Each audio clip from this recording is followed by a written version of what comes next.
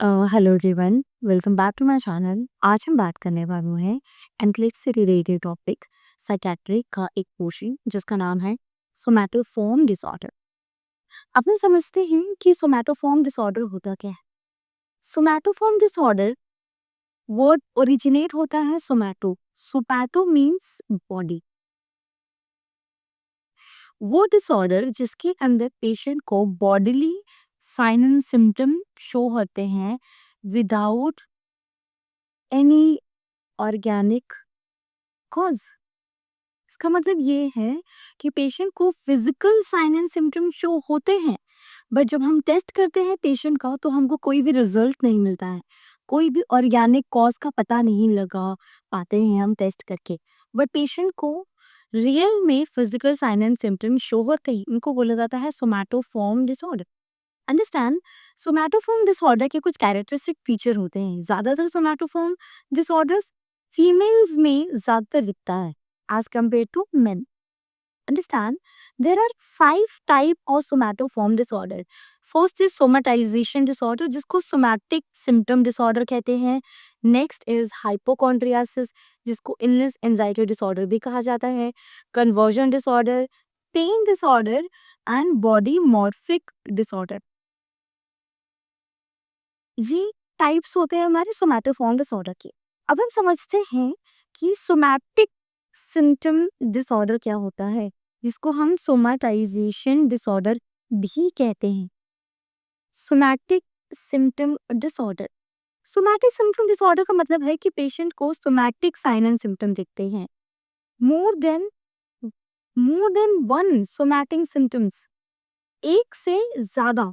मतलब कि पेशेंट को कभी हेडेक हो रहा है, तो पेशेंट को कभी स्टमक एक हो रहा है, पेशेंट को कभी जीआई कंप्लेन्स आ रहा है, तो पेशेंट कभी मस्कुलोस्केलेटन से रिलेटेड कंप्लेन लेके आ रहा है, कभी पेशेंट आपको यूरिनरी से कंप्लेन लेके आ रहा है।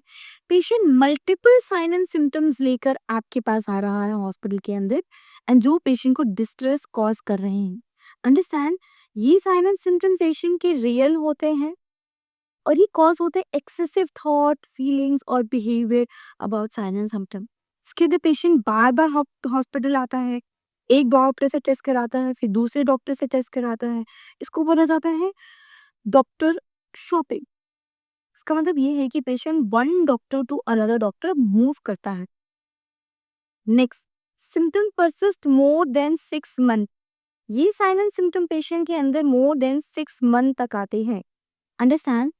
High health care utilisation. Patient ज़्यादातर हॉस्पिटल्स के चक्कर लगाता रहता है कि क्यों ये साइन एंड सिम्टम हो रहा। पेशेंट कॉज ढूंढने की कोशिश करता है, बट अल्टीमेटली इसका कोई कॉज नहीं होता। कोई भी मेंटल स्ट्रेस इसका कॉज माना जाता है। अंडरस्टैंड?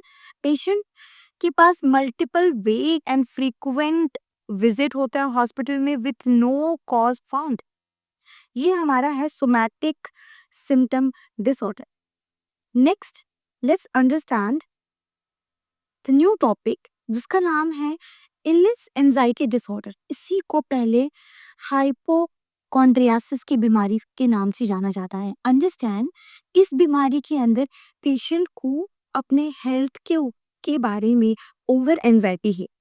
पेशेंट के पास कुछ कुछ ही सोमैटिक सिम्टम्स होते हैं, बट पेशेंट काफी ज्यादा एंशियस होता है अपने हेल्थ को लेके, और ये मोर देन 6 मंथ परसिस्ट करता है। पेशेंट को लगता है कि उसको कोई सीरियस इलनेस है। फॉर एग्जांपल पेशेंट को लगता है कि उसको कैंसर है। बहुत लॉन्ग टर्म पेशेंट अपने सारे साइन एंड सिम्टम कैंसर से कोरिलेट करता है। Next is your conversion disorder. Understand? Conversion disorder के अंदर पेशेंट को functional neurological sign and symptom show होता है। इसका मतलब ये है कि पेशेंट को दिखना बंद हो चुका है। जब चेक किया आपने तो पता चला कि कोई भी फिजिकल या फिर पेशेंट को कोई भी न्यूरोलॉजिकल प्रॉब्लम नहीं है। स्टिल पेशेंट नहीं देख पा रहा है, कोई भी स्ट्रक्चरल आई डैमेज नहीं है, स्टिल पेशेंट नहीं देख पा रहा है। ये ज्यादातर कोई एक ऐसी स्ट्रेसफुल सिचुएशन के बाद आते हैं। फॉर एग्जाम्पल, अगर किसी के फैमिली मेंबर को पेशेंट के सामने ही मार दिया किसी ने, तो पेशेंट को विजिबल परसेप्शन लॉस हो जाता है और ये स्ट्रेस की वजह से इंड्यूस होता है, पेशेंट को दिखना ही बंद हो जाता है। ऑफन फॉलो स्ट्रेस और ट्रॉमा, इसके अंदर एक फिनोमिना दिखता है जिसको बोला जाता है ले बेला इंडिफरेंस। ले बेला इंडिफरेंस का मतलब ये है कि पेशेंट अपने साइन एंड सिम्टम को लेकर बहुत ज़्यादा अनकंसर्न रहता है। फॉर एग्जाम्पल, अगर आपके पास कोई एक नॉर्मल पेशेंट है जिसके एक लेग में प्रॉब्लम हो जाए या फिर पेशेंट को वन लेग का पैरालिसिस हो जाए एक नॉर्मल पेशेंट को, तो पेशेंट बहुत ज़्यादा परेशान होगा, एंशियस होगा, डॉक्टर के पास जाएगा। Patient will show emotional feelings toward this paralysis of leg. But labella indifference के अंदर patient will show lack of emotional reaction to the loss of particular function. इसका मतलब ये है कि पेशेंट कोई भी इमोशनल साइन एंड सिम्टम नहीं शो करता है। पेशेंट काफी ज्यादा इंडिफरेंस होता है। Patient lack of concern show करता है अपने फिजिकल सिम्टम्स को लेकर। Next, it is sudden symptom after emotional trauma. Understand? And कोई भी आपको एबनॉर्मेलिटी टेस्ट नहीं मिलती। आप पेशेंट का आई चेक करोगे, इट प्रॉपरली फंक्शन। पेशेंट का लेग चेक करोगे, it properly functions. But still patient नहीं मूव कर पा रहा है। अंडरस्टैंड, ये पेशेंट को साइन एंड सिम्टम्स रियल में फील होते हैं। Patient is not lying about the sign and symptom. The next is pain disorder. Understand, pain disorder एक ऐसी बीमारी है जो ज़्यादातर हमको सोमैटिक सिम्पटम डिसऑर्डर के अंदर दिखता है। पेन डिसऑर्डर के अंदर सिंपली पेशेंट को अलग अलग बॉडी पार्ट्स में पेन होता है with no actual cause.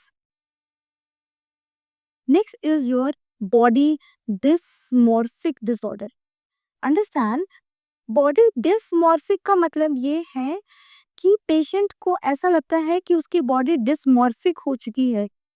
Patient की बॉडी डिसफिगरमेंट हो गया है।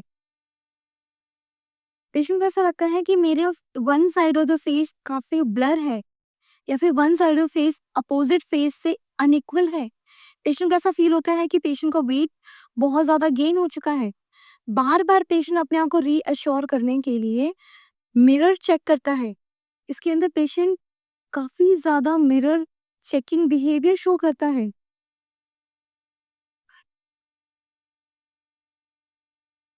ये ज्यादातर यंग फीमेल्स के अंदर दिखता है। Next is your two different disorder, इसको बोला जाता है infectious डिसऑर्डर एंड मेलिग्नरी। अंडरस्टैंड, ये दोनों disease patient voluntary patient sign and symptom show करता है। पेशेंट कोई गेन के लिए वॉलेंट्री पेशेंट अपने अंदर infectious और मेलिग्नरी के साइन एंड सिम्टम शो करता है। पोस्ट डिसऑर्डर, ये डिसऑर्डर वर्ड आता है फ्रैक्शियस मीन्स फिक्शन। फिक्शंस में मन गरन कहानियां। पेशेंट अपने आप साइन एंड सिम्टम्स खुद शो करता है। पेशेंट को जो साइन एंड सिम्टम है, पेशेंट अवेयर होता है कि ये साइन एंड सिम्टम्स गलत है। पेशेंट झूठ बोलता है, पेशेंट फॉल्सिफाई करता है अपने सिम्टम्स को। इसके अंदर ज़्यादातर पेशेंट सिक रोल अज्यूम कर लेता है। पेशेंट अपने आप को बिहेव करता है कि मैं बीमार हूँ, जिसकी वजह से पेशेंट को एक इंटरनल गेन मिलता है। इसके अंदर कोई एक्सटर्नल गेन नहीं होता। पेशेंट को कोई डायरेक्ट फ़ायदा नहीं होता है बीमारी शो करके। ठीक है? Understand, can be impose self और on another. Next is inconsistent symptoms, eager for procedure. For example, अगर कभी एक हॉस्पिटल के अंदर बहुत सारे पेशेंट्स हैं और पेशेंट लाइन में लगकर खड़े हुए हैं, उनमें से एक पर्सन लाइन ब्रेक करके आगे आएगा एंड कहेगा कि मैं बहुत ज़्यादा बीमार हूँ, मुझे बिल्कुल भी खड़ा नहीं हो पा रहा हूँ मैं, जबकि पेशेंट के साइन एंड सिम्टम्स इतने ज़्यादा नहीं। पेशेंट ओवर एग्जैजरेट करके अपने साइन एंड सिम्टम शो करते हैं। The next is malignancy. Malignancy का मतलब होता है कि पेशेंट धोखा दे रहा है, पेशेंट झूठ बोल रहा है, पेशेंट को कोई सेकेंडरी गेन हो रहा है, पेशेंट को कोई एक्सटर्नल गेन हो रहा है फॉल्सिफाई करके अपनी साइन एंड सिम्टम के। ये ज्यादातर छोटे बच्चे करते हैं।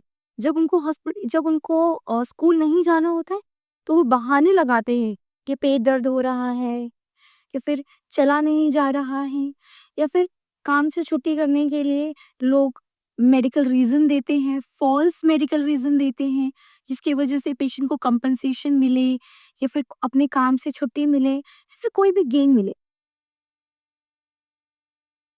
वन कैरेक्टर इज फीचर कि जब पेशेंट को गेन मिलना बंद हो जाएगा, तो पेशेंट का साइन एंड सिम्टम भी रिजॉल्व हो जाएगा।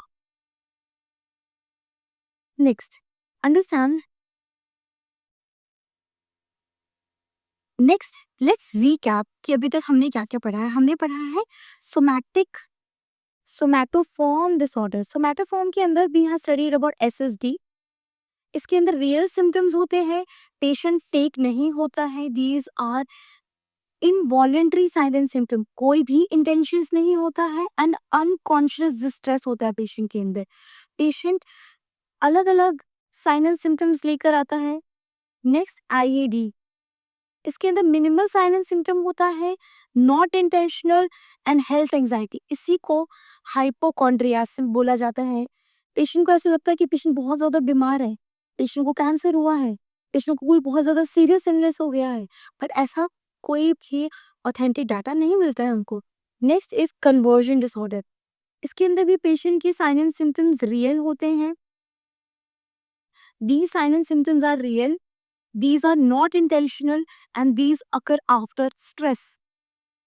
इसके अंदर पेशेंट को दिखना बंद हो जाएगा, या फिर पेशेंट को पैरालिसिस हो सकता है, फिर पेशेंट का वन हैंड काम करना बंद हो सकता है। नेक्स्ट आता है आपका फेक्शियस। फेक्शियस मीन्स एफ से फेक्शियस, एफ से फेड साइन एंड सिम्टम। इसके अंदर patient fake sign and symptom show करता है, इंटेंशनल होते हैं, and there is always internal motive. Next, मैलिग्नरी। इसके अंदर पेशेंट धोखा देता है, इसके अंदर पेशेंट झूठ बोलता है। These symptoms are fake, these are also intentional. Patient को पता होता है कि ये साइन एंड सिम्टम गलत है, बट पेशेंट एक्सटर्नल मोटिव को पूरा करने के लिए, can be money, it can be of from work, ये इंटरनल एक्सटर्नल मोटिव को पूरा पूरा करने के लिए पेशेंट अपने फॉल्सिफाई करता है साइन एंड सिम्टम्स को। The next is how to management. Understand, understand these signs and symptoms which patient are showing is real। तो कभी भी आप पेशेंट को हमेशा रेगुलर शेड्यूल विजिट पे रखोगे, अवॉइड अननेसेसरी टेस्ट। इसका मतलब ये है कि आप पेशेंट के बार बार फिजिकल सिम्टम्स से रिलेटेड क्वेश्चन नहीं पूछोगे। अगर आप जितना ज्यादा फिजिकल रिलेटेड क्वेश्चन पूछोगे साइन एंड सिम्टम, उतना ज़्यादा पेशेंट को बिलीव होता रहेगा कि जो बात पेशेंट कह रहा है वो सच है, एंड आगे चल के पेशेंट को दिक्कत हो सकती है। Acknowledge distress is real, understand that patient is what ever the patient is saying is true. कभी भी पेशेंट को ब्लेम नहीं करना है, कभी भी पेशेंट के साथ कॉम्बेटिव नहीं होना है, कभी भी पेशेंट को के सामने लाई नहीं बोलना है। Always be truth to your patient, never blame, never say कि आप जो प्रॉब्लम आप कह रहे हो वो प्रॉब्लम गलत है। अंडरस्टैंड। इसके अंदर हम थेरेपी यूज करते हैं, that is CBT, cognitive behaviour therapy. इसके अंदर हम पेशेंट की थॉट प्रोसेस को चेंज करते हैं, पेशेंट का एटीट्यूड चेंज करते हैं। Next, avoid polypharmacy. Understand these people take lot of medication, जिसकी वजह से कुछ सीरियस साइड इफेक्ट हो सकते हैं। हमको ये चीज स्टॉप करना है। पेशेंट को जितना फिजिकल साइन एंड सिम्टम से हम दूर लेके जाएंगे, इतना पेशेंट के लिए बेनिफिट होगा। Next, understand this one more concept I want to tell you, that is placebo effect. Placebo effect का मतलब ये होता है कि पेशेंट को अगर दर्द हो रहा है, तो हम पेशेंट, अगर आपका पेशेंट आपसे फॉल्स पेन लेके आ रहा है, या फिर कोई भी सोमैटोफॉर्म डिसऑर्डर लेके आ रहा है, तो हम क्या करते हैं, इसके अंदर हम पेशेंट को फॉल्स मेडिकेशन देते हैं। बेसिकली एक शुगर क्यूब्स होते हैं जो हम पेशेंट को एज अ प्लेसिबो इफेक्ट देते हैं। Understand, in NCLEX placebo effect is Contra indicated. हम कभी भी एनक्लेक्स के अंदर पेशेंट को प्लेसिबो इफेक्ट नहीं देंगे। इसका मतलब ये है कि हम पेशेंट को लाई कर रहे हैं, पेशेंट से हम झूठ बोल रहे हैं, हम अपने एथिकल प्रिंसिपल को फॉलो नहीं कर रहे, हम एथिकल प्रिंसिपल ऑफ वेरासिटी नहीं फॉलो कर रही हैं, and it can lead to grave consequences. Next is common NCLEX vignettes. इसके अंदर हम समझ रहे हैं कि कैसे आप इसको इजीली याद कर सकते हैं. अगर पेशेंट को सिजर्स आ रहा है बट ईसीजी नॉर्मल है, इसका पेशेंट है कि पेशेंट को कोई न्यूरोलॉजिकल साइन एंड सिम्टम आ रहा है, इसका मतलब पेशेंट को कन्वर्जन डिसऑर्डर है. Next, multiple hospital visit and negative test, इसका मतलब पेशेंट को एसएसडी है. नेक्स्ट, पेशेंट को फियर है कि पेशेंट को कैंसर है बट कोई साइन एंड सिम्टम आपको कैंसर के नहीं मिल रहे हैं, इसका मतलब पेशेंट को इलनेस एंजाइटी डिसऑर्डर है, हाइपोकॉन्ड्रियासिस बोलते हैं इसको. नेक्स्ट, पेरेंट अपने बच्चे के साइन एंड सिम्टम को फैब्रिकेट कर रहे हैं, इसका मतलब पेरेंट अपने बच्चे के साइन एंड सिम्टम को बढ़ा चढ़ा के बोल रहे हैं. ये सारी चीजें इन्फेक्शियस डिसऑर्डर के अंदर होती है, जिसके अंदर पेशेंट का इंटरनल मोटिव होता है. पेशेंट फैमिली मेंबर्स को ऐसा लगता है या पेरेंट्स को ऐसा लगता है कि हम जितना साइन एंड सिम्टम ज्यादा बोलेंगे पेशेंट डॉक्टर उतनी अच्छी दवाई देगा. ये पेशेंट का एक इंटरनल मोटिव होता है. नेक्स्ट, पेशेंट झूठ बोल रहा है कि पेशेंट को दर्द हो रहा है.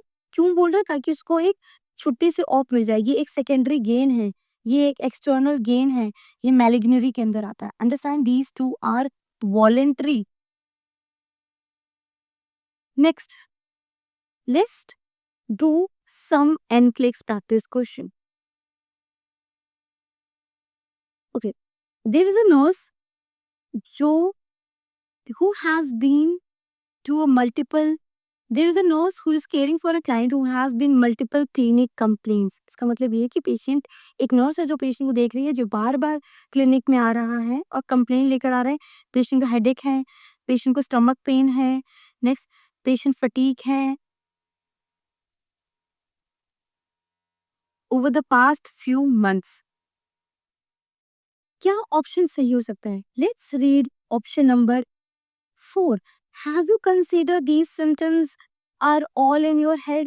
Have you considered these symptoms are all in your head?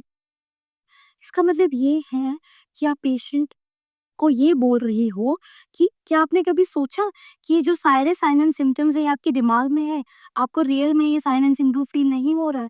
इसका मतलब ये है कि हम यहाँ पे पेशेंट को ब्लेम कर रहे हैं, and blaming patient in NCLEX is highly contraindicated.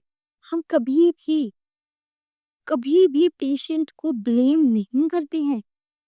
Next, you have been making these sign and symptom for attention. Next, यहाँ पर भी हम ये कह रहे हैं कि आप ये सारे sign and symptom attention gain करने के लिए कर रहे हो. इसके अंदर हम पेशेंट को डायरेक्ट ब्लेम कर रहे हैं कि आप जो भी कर रहे हो अटेंशन सीख करने के लिए कर रहे हो. अंडरस्टैंड, कभी अगर आपने पेशेंट के साथ ऐसा बिहेव किया, patient is not going to trust on you. कभी भी पेशेंट को ऐसे नहीं कहना है कि these sign and symptom that you are showing is just for attention. This is a negative sentence. We never use negative sentence during our NCLEX. And in real also. The first one, you need to stop worrying about your test. You need to stop worrying. Your tests are normal. आप कभी भी किसी patient को ऐसा नहीं कह सकते हो कि आप अपने अपने बीमारी के बारे में वरी मत कर. ये एक नेगेटिव सेंटेंस है. आप कभी भी पेशेंट को